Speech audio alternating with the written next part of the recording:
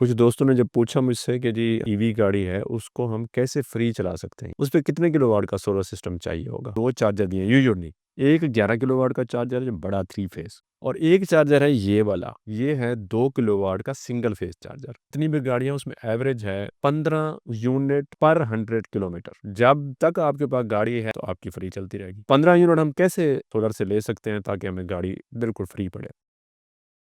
औज़ुबिल्लाहिमिनश्शैतानिर्रजीम बिस्मिल्लाहिर्रहमानिर्रहीम। नाज़रीन अस्सलाम वालेकुम वरहमतुल्लाहि वबरकातुहू। मैं Riyaz Khosa master solar system defence road Lahore आपसे मुखातिब हूँ।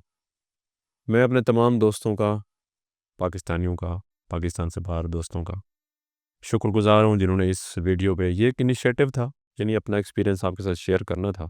चूँकि गाड़ी और बैटरी जो बैटरी वाली गाड़ी है उसका आपस में गहरा ताल्लुक है। यानी जो ईवी गाड़ी है उस पे जो हाफ़ से ज़्यादा पोर्शन है यानी उसकी डिपेंडेंसी है वो बैटरी पे है। तो बैटरी जो है वो चूँकि एक हमारा हिस्सा है, तो उसमें हम अपना पोर्शन जो है ना वो हमने ऐड करके दिखाया और आपने बहुत ज़्यादा उसमें मुझे व्यूवरशिप दी, बहुत ज़्यादा कमेंट्स दिए।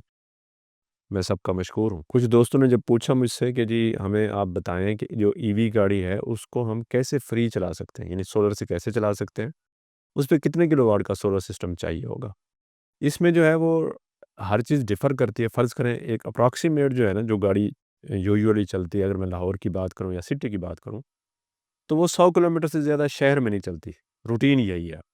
हो सकता है किसी की 200 किलोमीटर चलती हो, लेकिन 100 से जो है ना वो नीचे-नीचे या 100 के करीब-करीब एक एवरेज की बात हो रही है, जो 1 दिन की रनिंग है। तो उसमें जो है वो जो अब अमोडा है या एमजी है या जितनी गाड़ियाँ आ रही हैं ना ईवी, उसमें उन्होंने 2 चार्जर दिए हैं यूजुअली। हो सकता है किसी ने 1 दिया हो, लेकिन यूजुअली 2 चार्जर हैं। एक 11 किलोवाट का चार्जर है जो बड़ा 3 फेज़। तो उसमें जो है वो आपकी गाड़ी को अगर बिल्कुल एम्प्टी हो तो कुछ 6 घंटे में वो फ़िल कर देता है, 100% कर देता है। और एक चार्जर है ये वाला, ये है 2 किलोवाट का सिंगल फेज़ चार्जर। इसमें क्या होता है कि इसमें ये होता है कि ये फ़र्ज़ करें चाइनीज़ को भी समझ है, बनाने वालों को भी समझ है कि पाकिस्तान में जो चार्ज वो सिंगल फेज़ मीटर है, वो सस्ता पड़ता है। 3 फेज़ मीटर जो है ना उसका यूनिट महँगा पड़ता है। अब ये सिंगल फेज़ मीटर वालों के लिए उन्होंने ये 2 किलोवाट का कॉम्प्लीमेंट्री एक चार्जर अलग से दिया है, कि किसी ऐसी जगह आप चले जाते हैं या कहीं गाड़ी ऐसी जगह चले जाते हैं जहाँ 3 फेज़ की सहूलत ना हो, तो सिंगल फेज़ भी 2 किलोवाट पे आप चार्जिंग में लगा दें। बेशक इसमें 30 घंटे चाहिए होंगे चार्ज होने के लिए या 25 घंटे चाहिए होंगे फुल होने के लिए, लेकिन ये काम करता है। यानी इसको भी लगा के आप अपनी गाड़ी को चार्ज कर सकते हो। तो अब हम बात कर रहे थे कि अगर फ़र्ज़ करें 100 मीटर की डेली की रनिंग है, तो उसमें क्या होगा कि हमें अब जो एवरेज है गाड़ी की, हम पहले एवरेज डिस्कस कर लेते हैं। जितनी भी गाड़ियाँ उसमें एवरेज है 15 यूनिट पर 100 किलोमीटर, एवरेज की बात हो रही है। यानी एमजी है या जो भी ईवी गाड़ियाँ हैं रूटीन की एसयूवी हैं या दूसरी हैं। अब 15 की अगर हम 15 को बेस बना लें, किसी की 16 भी हो सकती है लेकिन हम 15 को बेस बना लेते हैं। अब जो 15 यूनिट पर किलोमीटर चाहिए यानी 15 यूनिट पर डे आपको चाहिए सोलर सिस्टम से गाड़ी को फ्री दौड़ाने के लिए। अब 15 यूनिट हम कैसे वापडा से ले सकते हैं, इससे सोलर से ले सकते हैं ताकि हमें गाड़ी बिल्कुल फ्री पड़े। 15 बार अब अगर जितने भी यूनिट हैं, जितने भी हमारे सोलर सिस्टम लगे हैं, वो डेली 3 से 4 यूनिट पर डे पर किलोवाट बनाते हैं। यानी अगर मेरे पास 5 किलोवाट का सिस्टम लगा हुआ है और अगर शाइनी वेदर है और टेम्परेचर बहुत ज़्यादा नहीं है, तो 4 यूनिट कन्फर्म वो बनाता है, 1 किलोवाट। यानी 5 किलोवाट का जो सिस्टम है, वो 20 यूनिट पर डे प्रोड्यूस करेगा। अगर ये वो सिस्टम है जो कि आइडियल सिस्टम होता है।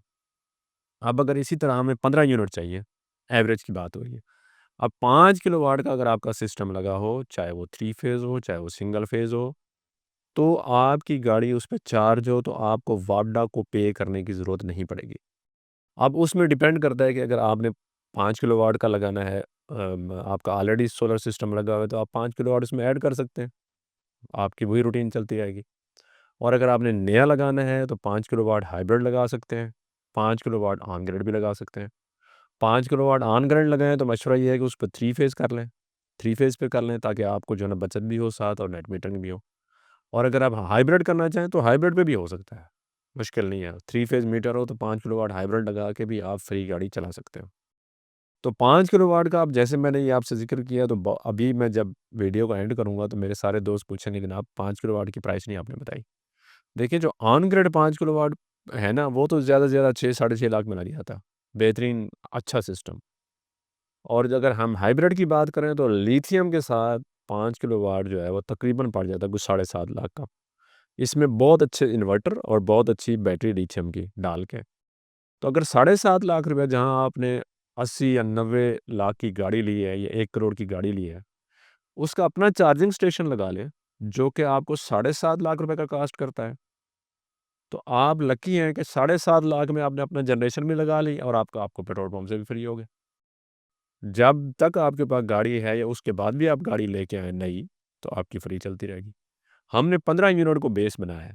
अब 15 यूनिट का मतलब है कि 100 किलोमीटर पर डे। हो सकता है आप इससे कम चलाएँ या हो सकता है आप इससे ज़्यादा चलाएँ।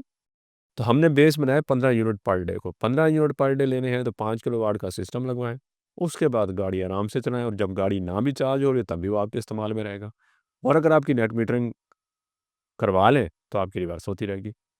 तो इसके साथ ही मैं अब इजाज़त चाहूँगा। इस बारे में अगर आपका कोई ऐसी चीज़ हो जिस पे आप कुछ पूछना चाहें, डिस्कस करना चाहें तो अपने कमेंट्स में मुझे आगाह करें।